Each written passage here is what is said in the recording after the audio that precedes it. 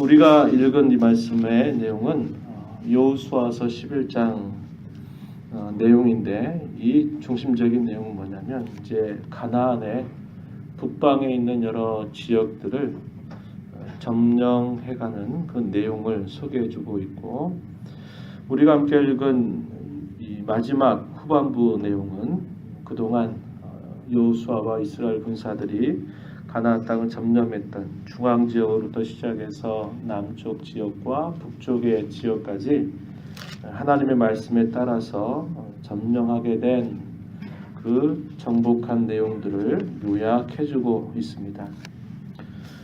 우리가 읽은 이 장의 내용들은 금방 읽었죠.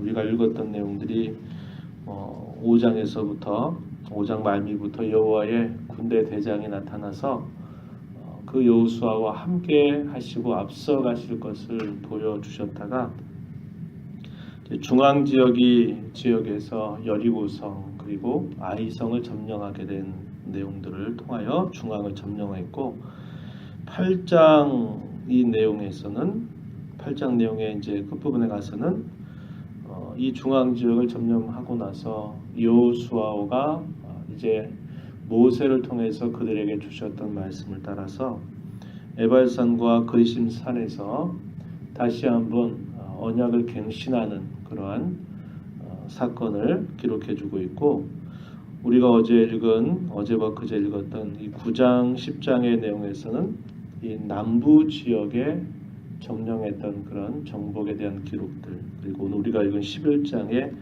앞부분에서는 북부 지방에 있었던 많은 민족들을 점령하게 된 그런 내용들을 기록해 주고 있습니다.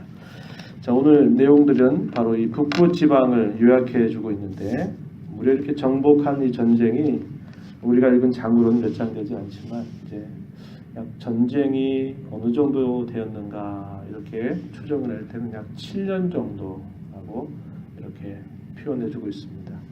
7년 동안의 계속적인 전쟁을 하는 겁니다. 그 내용의 이제 마지막 부분이 이제 북방 지역인데, 하솔 왕 야빈이 이제 중앙 지역을 차지하고 나서 남방 지역의 그 모든 나라들을 다 점령했다고 하는 이 소식을 듣고는 북방에 이제 가장 우두머리격이 되는 이 하솔의 왕 야빈이 그 북방에 있는 모든 나라 사람들에게 전가를 보내서 우리가 함께 연합해서 이 이스라엘을 맞서지 않으면 우리가 이 전쟁에서 우리가 다 패하게 되고 말 것이다, 이렇게 하면서 서로 동맹할 것을 이렇게 청하게 됩니다. 그래서 북방 민족들이 평상시에는 서로가 서로에게 늘 전쟁에 대한 그런 위협들이 있고 조심하고 하겠지만은, 이제 이스라엘 이 나라를 맞서 싸우기 위해서 동맹을 하고는 그 군사 수가 굉장히 많이 있었다라는 것을 표현해주고 있어요. 여기 내용을 한번 보시면요, 1절에 하솔 왕 야빈이 이 소식을 듣고 마돈 왕 요밥, 시므론 왕, 복수입니다. 시므론 왕들, 악삽에 있는 왕들, 그리고 돌이라고 하는 지역, 거기에 높은 곳에 있는 왕들, 또 동과 서쪽에 있는 가나안 족속, 아모리, 헷, 브리스, 그 다음에 여부스, 히위 족속, 이 사람들에게 전가를 보내서 북방에 있는 거의 모든 그런 나라들이 서로 연합을 합니다. 이스라엘 백성들을 맞서기 위해서 그들이 모였는데, 그들의 수가 마치 바다에 수많은 그런 모래와 같이 수많은 말과 병거를 타서 그들이 연합군을 형성했다, 이렇게 소개합니다. 그래서 그들이 메롬 물가라고 하는 곳에 이제 대진을 쳐서 이스라엘 나라와 더불어서 맞서 싸우려고 하는 것입니다. 사실상 숫자적으로는 비교할 수가 없는 거죠. 이스라엘 나라의 그 숫자와 그리고 이스라엘에 동맹한다고 하는 나라가 기브온 족속의 일부 정도 외에는 이스라엘과 더불어서 함께하는 그런 민족이 없고, 북방에 있는 모든 그 군사들이 모여가지고 이스라엘과 더불어 싸우려고 했을 때 숫자적으로는 도무지 그것이 비교가 되지 않을 만큼 굉장한 그런 열세 가운데 있었지만, 자, 여전히 하나님께서는 여호수아에게 이렇게 그를 격려하시는 말씀을 주십니다. 6절에 가서 보면요. 여호수아에게 여호수아야 너는 그들로 인해서 두려워하지 말아라. 내일 이맘때 내가 그들을 이스라엘 앞에 넘겨주어 몰살시켜버릴 거다. 너는 그들의 말 뒷발에 힘줄을 끊고 그들의 병거를 다 불살라 버려라. 이렇게 하나님이 그에게 말씀을 하시게 됩니다. 결국 이 전쟁의 승패는 이스라엘 백성들에게 있어서 늘 우리가 살펴보지만 수요가 많고 적음에 있는 게 아니고 이스라엘 백성들이 얼마나 하나님께 부착되어 있는가, 또 하나님이 그 전쟁 가운데 함께해서 앞서 가시는가, 그렇지 않은가에 그 전쟁의 승패가 달려있다 이 말입니다. 그러나 북방에 있는 이런 모든 족속들은 뭐 그런 부분들을 알지 못하는 거죠. 어떻게 저 한 나라가 이렇게 중앙을 비롯해서 남부 지방에 모든 있는 이런 족속들을 다 파하고 이랬는가를 그 비밀을 알지 못하는 거예요. 그러나 이 백성들에게는 그들의 전쟁의 능력보다도 하나님이 함께 하시는 그분의 동행하심, 그분이 싸우시는 그 싸움에 의해서 결국 모든 상황이 다 승리하게 될 수 있도록 이끌어 가신다는 겁니다. 그때 자 여호와 하나님께서 함께 하셨더니 어떻게 된다고 말하냐면 8절 한번 가서 보면 여호와께서 그들을 이스라엘의 손에 넘겨 주셨기 때문에 그들을 격파했다, 또 추격했다, 그리고 쳐서 한 사람도 남기지 않고 다 죽였다 이렇게 표현합니다. 그리고 여호와 하나님께서 명령하신 바와 같이 여호수아가 그들이 탄 이 병거의 말 뒷발이 힘줄을 끊고 병거를 다 불러 살라 버리게 된 겁니다. 그러면서 가장 우두머리격이었던 이 하소를 취했고, 그리고 그 나라 왕을 칼날로 다 죽여버리고 하나님께서 하신 말씀대로 한 사람도 남기지 않고 다 진멸하였다 이렇게 표현합니다. 얼마나 큰 격전이었겠습니까? 큰 격전이었어요. 앞에서 할 때는 하나님이 특별한 어떤 사건들을 통해 가지고 그들을 물리쳐 주시기도 한 겁니다. 우박을 내려 가지고 우박을 맞아서 죽은 군사들이 이스라엘 군사들의 칼에 의해서 죽은 사람보다 더 많게 하셨던 사건이라든지, 그리고 태양을 중천에 머물게 해서 그것이 움직이지 않게 하셨던 사건이든지, 뭐 이런 일에 있어서 하나님이 아주 기적적인 사건들을 통해서 이들과 함께 하셔서 이 전쟁을 승리로 이끌어 가시기도 했는데, 이 북방 지방의 이런 전쟁에서는 그들이 격전을 하는데 그 격전 가운데서 하나님이 도우셔서 그 모든 그 수많은 그런 군사들을 무찌르도록 하나님께서 역사하심을 표현해주고 있다 이 말입니다. 이러한 일들에 대해서는 간략하게 성경이 요약을 해줘요. 어떻게 해서 크게 승리했다, 뭐 그런 내용들에 대해서는 생략합니다. 성경의 기록의 관점은 그 승리가 어떻게 된 것인가 하는 쪽에 대한 설명에 집중하고 있어요. 15절 한번 가서 보십시오. 15절 여호와께서 그의 종 모세에게 명령하신 것을 모세는 여호수아에게 명령하였고 여호수아는 그대로 행하여 여호와께서 모세에게 명하신 모든 것을 하나도 행하지 아니한 것이 없었더라. 그 전쟁의 이런 승리의 가장 큰 요인은 그들의 전술이나 그들의 어떤 전쟁술에 있다 이렇게 소개하지 않고 항상 하나님 앞에 어떠한 자세를 가지고 있었느냐 하는 것에 그 성경의 기록의 관점이 있는 겁니다. 그 말은 무슨 뜻일까요? 말씀을 읽는 모든 하나님의 사람들이 여기에 집중하라고 하는 것입니다. 여기에 집중하라. 뭐라고 소개했습니까? 여호와 하나님께서 모세에게 명령하셨던 것, 그것을 모세는 여호수아에게 그대로 명령하였고 여호수아는 그 명령한 대로 그대로 행해서 여호와께서 모세에게 명령하신 것들을 하나도 행하지 아니하는 것이 없었더라. 철저하게 그 말씀을 그런 아주 전쟁의 상황 속에서 철저하게 그 말씀을 순종하는 그런 자세를 가지고 있었다는 거죠. 여호수아가 그렇게 이끌어가도 백성들이 그 말에 순종하지 않으면 어떻게 될까요? 이런 성과가 없는 겁니다. 그렇죠? 그러니까 이스라엘 백성들도 하나님이 그들과 함께 하시는 기적적인 이런 사건들을 보면서 이 여호수아가 이끌어가는데 그들이 온전하게 순종하는 그런 면모들을 보이는 거죠. 하나님 그 사건들을 이제 전에도 우리가 살펴보았듯이 아이성 전투에서 그 사건을 극적으로 하나님이 보여주신 겁니다. 하나님이 원하시는 것 그리고 그들에게 나타나는 이 결과들을 보니까 전쟁은 하나님께 속해 있구나. 사람의 수요에 많고 적음에 달려있는 게 아니구나. 처음에는 그들이 한 40여 년 전에 어땠습니까? 이 가나안 땅을 정탐하라고 이제 각 지파 중에 한 사람씩 보내가지고 40일 동안은 거기에 정탐을 하게 되는데 그 정탐꾼들의 보고가 어떠했습니까? 그 땅은 참 좋은 땅이긴 한데 그 땅에 있는 안악자손들을 비롯해서 그 땅에 사는 사람들이 우리하고는 이게 맞지가 않는다는 거죠. 키골이 장대하고 그들과 맞서 싸우기에는 우리는 메뚜기같이 참 초라하다라는 것을 보고하면서 그 까닭에 얼마나 많이 이스라엘 백성들이 통곡하고 애통하고 울었었습니까?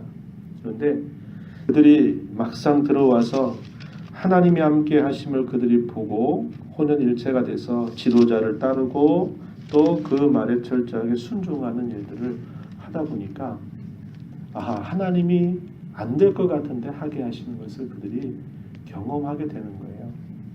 바로 이 사건들이 정복전쟁의 사건들이 바로 그것을 분명하게 이스라엘 백성들에게 보여준다 이 말이죠. 그래서 그들은 몸으로 체득한 겁니다. 몸으로 체득했어요. 안 되는 상황이고 불가능한 상황인데 하나님의 말씀을 따랐더니 그 안 될 상황이 충분하게 되고 완전히 그렇게 되더라 하는 것들을 이들이 몸을 통해서 체득하면서 이 가나안 땅을 정벌해가는 과정을 보여주고 있는 것입니다.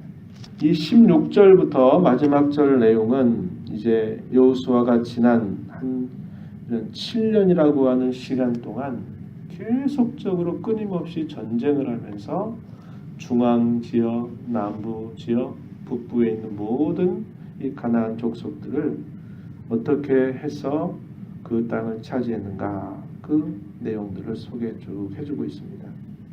그 내용들 중에서 이스라엘 민족에 의해서 죽음을 면한 족속이 하나 있죠. 히위 족속 가운데서 기브온 주민들. 우리가 싸워서는 도무지 안 되겠다. 차라리 우리가 그들에게 그저 항복하고 들어가서 그들과 그들의 차라리 병이 될지라도 그들과 함께하는 것이 살 길이다 이렇게 생각하고 화친했던 이 기브온 주민들 이들 외에는 가나안에 있는 모든 족속들이 결국 이스라엘과 싸우다가 결국 망하게 되는 결과를 맞았음을 소개해주고 있습니다.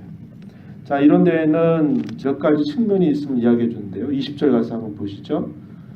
그들의 마음이 이 기브온 주민을 뺀 모든 가나안에 있었던 족속들을 말하죠. 그들의 마음이 완악하여 이스라엘을 대적하여 싸우러 온 것은 여호와께서 그리하게 하신 것이라.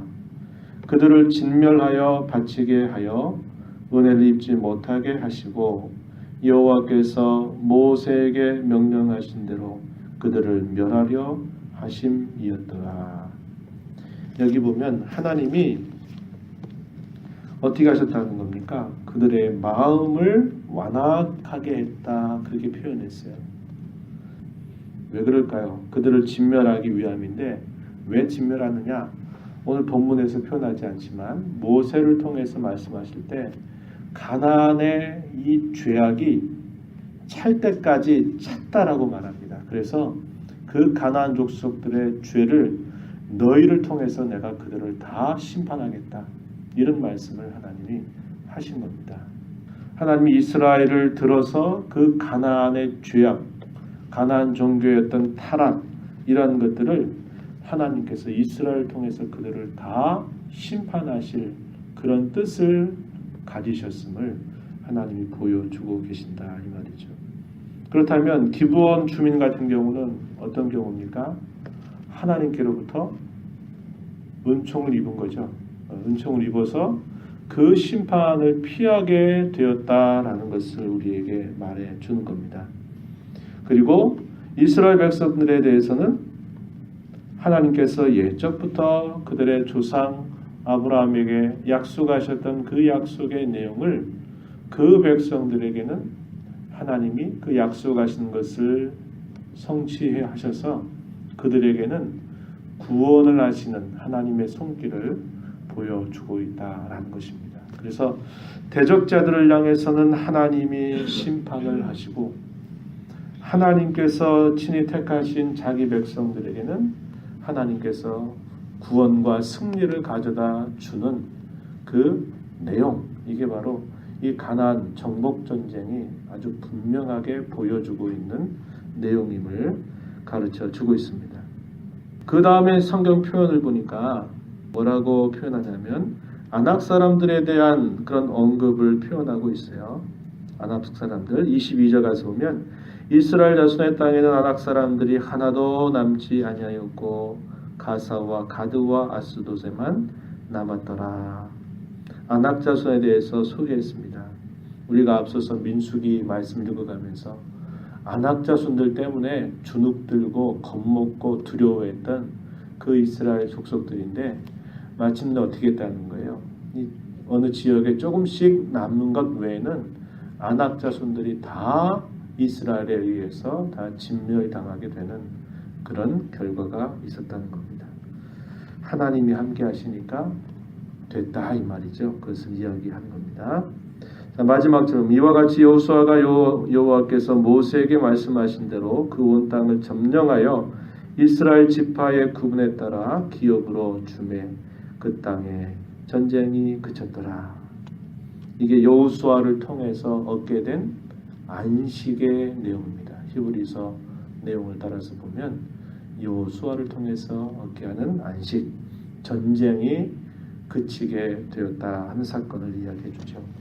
하나님이 이스라엘 백성들을 가나안 땅에 차지하게 하셨던 이 사건은 구원과 승리를 보여주고 대적자들을 향해서는 심판을 보여준다 그랬어요.